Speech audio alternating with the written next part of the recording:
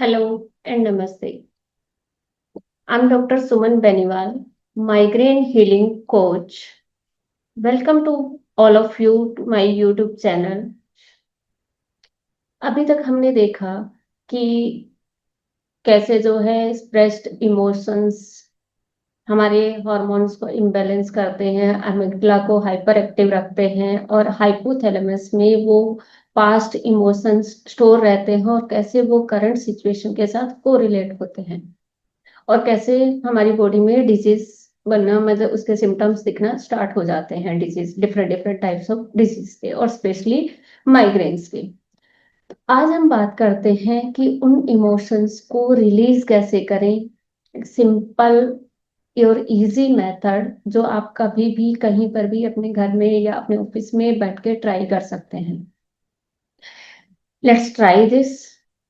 तो इसके लिए क्या है, सबसे पहला स्टेप है कि आप एक पेपर और पेन लीजिए और पीसफुल जगह पे और शांति से आराम से अपने कंफर्टेबल पोजीशन में बैठ जाइए। इसके बाद में आपको क्या करना है, क्लोज योर आईज, अपनी आंखों को बंद कीजिए and go to that moment और दैट सिचुएशन और remember that event in your mind.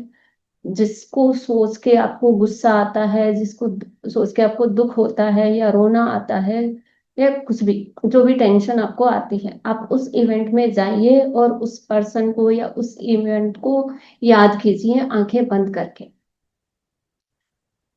अब क्या करिए कि आप अपने हार्ट को, हैंड को, पाम को अपने हार्ट पर रखिए, close your eyes and then say यही वो इमोशंस है, यही वो इवेंट है जिसकी वजह से मुझे मेरे माइंड में इमोशंस स्टोर हो रहे हैं, जो मेरे हार्मोनल इम्बैलेंस का रीजन है और जो मेरे ओवर थिंकिंग, स्ट्रेस, एंजाइटी के लिए रिस्पॉन्सिबल है और फाइनली माइग्रेन के लिए या अदर डिजीज के लिए रिस्पॉन्सिबल है।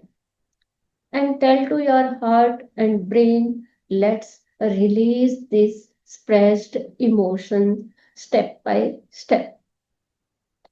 अब आप क्या करिए, पेन और पेपर में उस इवेंट को वन सेंटेंस में लिख दीजिए। Try to write that complete event in one or maximum two sentence, इधर मिनिमम वन सेंटेंस और मैक्सिमम टू सेंटेंसेस में उसको लिख के कंप्लीट कर दीजिए। अब आपको क्या करना है, नेक्स्ट स्टेप में आप क्या करोगे कि आप बैठ के आराम से ये सोचो one by one step, 5 to 6 points, कि उस इवेंट से आपने क्या सीखा।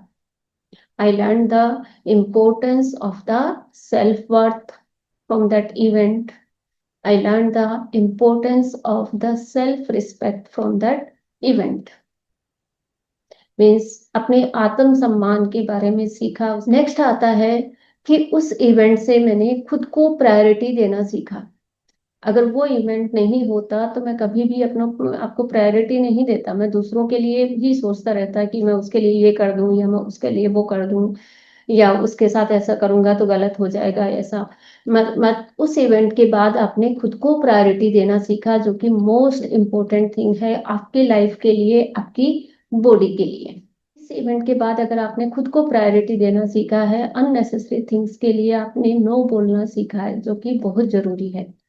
जो आपके कंट्रोल में नहीं है, जो आपसे नहीं हो सकता, उसके लिए नो कहना सीखें। अगर हम नेक्स्ट पॉइंट की बात करें तो आप ये देख सकते हैं कि उस इवेंट के बाद आपने ये सीखा कि एक छोटी सी चीज कैसे आपके दिमाग में स्टोर होती है और वो करंट सिचुएशन के साथ मल्टीप्लाई होती है और फाइनली वो डिफरेंट टाइप्स ऑफ डिजीज के लिए रिस्पॉन्सिबल होती है। मीन्स आपने दूसरों के दर्द को, सेम सिचुएशन से रिलेटेड दूसरों के दर्द को भी समझना सीखा और उसके साइड इफेक्ट को भी आपने समझना सीखा। अगर वो नहीं होता तो आप ये सब चीजें नहीं सीखते। और अब आप में वो कैपेबिलिटी है कि आप दूसरों को भी ऐसे गाइड कर सकते हो कि अगर आपके माइंड में ऐसा कुछ है तो you can learn to release and you can release that easily. अब हम बात करते हैं कि अगर वो इवेंट, नेक्स्ट स्टेप में हम ये देखेंगे कि वो पॉइंट हम वन बाय वन लिखेंगे कि अगर वो इवेंट आपकी लाइफ में नहीं होता तो क्या होता। सबसे पहले ये सोचो कि अगर वो इवेंट आपकी लाइफ में नहीं होता तो अभी भी आप उस पर्सन के साथ रहते या उस एनवायरनमेंट में रह रहे होते, तो अभी तक जो आपकी ग्रोथ हुई है वो नहीं होती, उतनी ग्रोथ नहीं होती। उस इवेंट में आपने सेल्फ कॉन्फिडेंस लेके आए हो कि हाँ मुझे ये चीज करनी है। अब अगर हम बात करें नेक्स्ट पॉइंट की, तो जो है टाइम जो है हमारी लाइफ का सबसे इम्पोर्टेंट पार्ट होता है। अगर हम किसी को अपना टाइम दे रहे हैं मतलब आप उसको बहुत इंपॉर्टेंट चीज दे रहे हो अपने लाइफ की, क्योंकि टाइम कभी वापस नहीं आता। आप पैसा दे सकते हो कुछ भी है, पर टाइम अगर आप किसी को दे रहे हो तो आप अपनी लाइफ की बहुत इंपॉर्टेंट चीज किसी को दे रहे हो। अगर वो इवेंट नहीं होता तो आप ऐसे ही अननेसेसरी चीज के लिए टाइम वेस्ट करते। अभी आपने वो टाइम अपने यूजफुल चीजों के लिए या सेल्फ इंप्रूवमेंट के लिए या सेल्फ ग्रोथ के लिए यूज करना स्टार्ट कर दिया। नेक्स्ट आता है, उसने आपने एक इमोशनल बाउंड्री बनाना सीखा। आपने अपने चारों ओर इमोशनल बाउंड्रीज बना ली। दूसरों को खुश रखने के लिए आप अपने आप को बहुत ज्यादा परेशान नहीं करते हो। अगर वो नहीं होता तो आप इमोशनली टच रहते बहुत ज्यादा, और बहुत ज्यादा इमोशनली होना भी सही नहीं होता है। हम दूसरों को खुश करने में लगे रहते हैं, लेकिन होता क्या है, लोग तो भगवान से भी खुश नहीं होते हैं। हमेशा पूजा करते हैं, मंदिर में दिया जलाते हैं, मंदिर में जाते हैं, पर थोड़ा सा गलत होते ही भगवान को भी ब्लेम कर देते। तो अब ये देखो कि होता क्या है कि हम दूसरों को खुश करने में लगे रहते हैं, और दूसरों को खुश करने का मतलब है कि दो जिंदा मेंढक को एक ही तराजू में तोलना, जो कि कभी पॉसिबल नहीं है। आप एक को बैठाओगे दूसरा कूद जाएगा, दूसरे को बैठाओगे पहले वाला कूद जाएगा। तो दूसरों को खुश करने में आप लगे रहते, अपना टाइम वेस्ट करते, अपनी लाइफ पूरा उसमें लगे रहते, लेकिन अभी आपने क्या है, इमोशनल बाउंड्रीज बना ली है कि हाँ इस लेवल से आगे मुझे मैं किसी के लिए नहीं कर सकता। अगर कोई खुश है तो ठीक है, नहीं है तो ठीक है। ये चीज मोस्ट इम्पोर्टेंट चीज इसको आपने सीखी। हम इसको सेल्फ रिस्पेक्ट बोल सकते हैं, कि आप अपने लिए सेल्फ रिस्पेक्ट सीखी है कि हाँ एक लिमिट से ज्यादा दूसरों के लिए परेशान नहीं हो सकते। अगर हम बात करते हैं नेक्स्ट पॉइंट की, तो आप बोल सकते हो कि अननेसेसरी चीजों के लिए टाइम वेस्ट बंद करना बंद कर दिया है, और मैंने इमोशनल बाउंड्रीज बनाने से जो चीजें मेरे से नहीं होती उसके लिए मैंने नो बोलना सीखा है।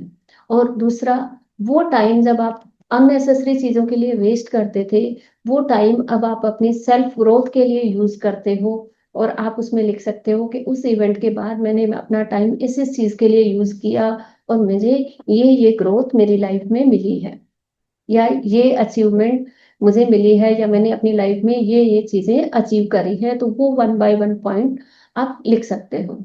तो इस तरह से आपको दोनों स्टेप में, एक तो आपने उस इवेंट से क्या सीखा वो राइट साइड में लिखोगे, और लेफ्ट साइड में लिखोगे अगर वो इवेंट नहीं होता तो आपको क्या नहीं मिलता जो आपने अभी तक अचीव किया है।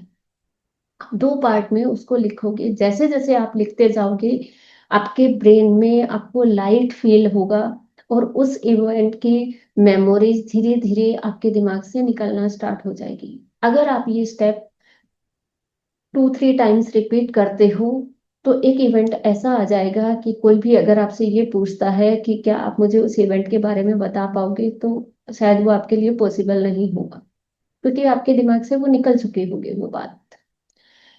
नेक्स्ट, अब हमने उस इवेंट को हमने माइंड से निकाला है, अपने हार्ट से निकाला है।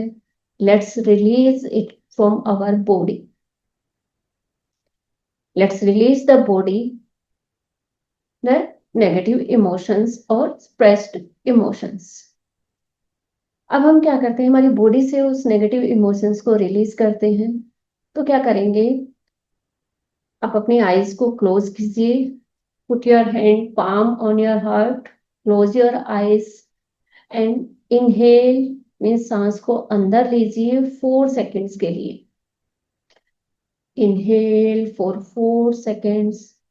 1, 2, 3, 4. Exhale for 6 seconds. 1, 2, 3, 4, 5, 6। इसी तरह से आपको क्या करना है कि ये स्टेप, लास्ट स्टेप भी आपको 5 to 10 टाइम्स करना है।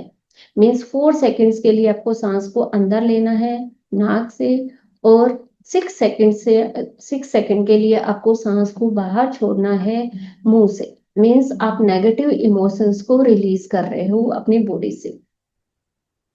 इस तरह से अगर आप ये स्टेप 1 टाइम करते हो, आपको काफी रिलैक्स फील होता है। सेम स्टेप आप नेक्स्ट डे या एक दिन के बाद दोबारा उसको रिपीट करो। अगर आप 1 वीक तक इस चीज को डेली रिपीट करते हो या अल्टरनेट डे भी आप रिपीट करते हो, तो ये श्योर है कि एक टाइम के बाद आपके माइंड में वो मेमोरीज ही खत्म हो जाएगी। अगर आपको वापस से उस इवेंट में जाके और आपको ये चीजें बताने को बोलेगा, कोई बोलता है, तो शायद ये आपके लिए पॉसिबल नहीं होगा। अब इस मेथड से क्या होगा कि जैसे ही आप इस मेथड को यूज करते हो, आपके एमिग्डला की ओवर एक्टिविटी कम होने लगती है। आपके हाइपोथैलेमस से जो नेगेटिव इमोशंस जो स्टोर्ड है, पास्ट इमोशंस, वो धीरे धीरे रिलीज होने लगते हैं। मीन्स आपकी मेमोरी में से वो इवेंट की जो सिग्नल्स हैं वो डिलीट होने लगते हैं। नेक्स्ट होता है आपका एमिग्डला है, उसकी एक्टिविटी कम होने लगती है। मीन्स वो हाइपर एक्टिव से नॉर्मल एक्टिविटी में आ जाता है। नेक्स्ट इन दोनों के बैलेंस होने की वजह से क्या होता है कि आपका हाइपोथैलेमस बैलेंस हो जाता है। जब आपका हाइपोथैलेमस बैलेंस हो जाता है तो आपकी बॉडी में रिलीज होने वाले हॉर्मोन्स भी बैलेंस हो जाते हैं। तो finally, try to release the emotions with simple method and tell me how it is effective for you and what did you learn from this simple method। ये तो वो मेथड है जो हम किसी इवेंट के लिए कैसे रिलीज करते हैं। अगर जैसे दूसरा ये होता है कि अगर आपको किसी ने बहुत ज्यादा जोर से डांटा है, या आपके ऊपर किसी ने बहुत ज्यादा गुस्सा किया है, और वो गुस्सा अभी भी आपके दिमाग में इतनी बुरी तरह से बैठ गया है, या उस इंसान के लिए वो जो डर बोलते हैं, वो जो गुस्से वाली बात है या जो डर बोलते हैं, वो आपके दिमाग में बैठ गया है, ऐसा है तो please right it in comment. I help you in for that also. Thank you. धन्यवाद। अगर आपको मेरी वीडियोस पसंद आ रही है तो please like, share and subscribe my channel. धन्यवाद। Thank you.